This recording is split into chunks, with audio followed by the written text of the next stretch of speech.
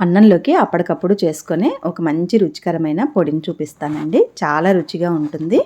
ఒక పల్లీలు వేయించి పెట్టుకున్నామంటే మనకి 2 నిమిషాల్లో రెడీ అయిపోతుంది ఈ పొడి. దీనికోసం ముందుగా ఒక కప్పు పల్లీలను తీసుకొని వేయించుకోవాలి. ఇవి చల్లారిన తర్వాత వీటిని మిక్సీ జార్లోకి తీసుకోవాలి. నేను ఇక్కడ పొట్టుతోనే చేస్తున్నానండి, పొట్టు తీయడం లేదు. అలాగే అరకప్పు వరకు పుట్నాలు వేసుకోవాలి. ఒక 10-15 వరకు వెల్లుల్లి రెబ్బలు, ఒక స్పూన్ జీలకర్ర, రుచికి తగినంతగా ఉప్పు, కొద్దిగా పసుపు, ఒక స్పూన్ కారం వేసుకోవాలి. ఒక గుప్పెడు కరివేపాకును కూడా వేసుకొని మూత పెట్టి మెత్తగా మిక్సీ పట్టుకోవాలి. అంతేనండి, పొడి రెడీ అయినట్టే. ఇది కనుక ఒక బాక్స్లో పెట్టుకొని మనం స్టోర్ చేసుకున్నామంటే వారం రోజుల పైనే నిలువ ఉంటుంది. ఫ్రిడ్జ్లో కూడా పెట్టాల్సిన అవసరం లేదు.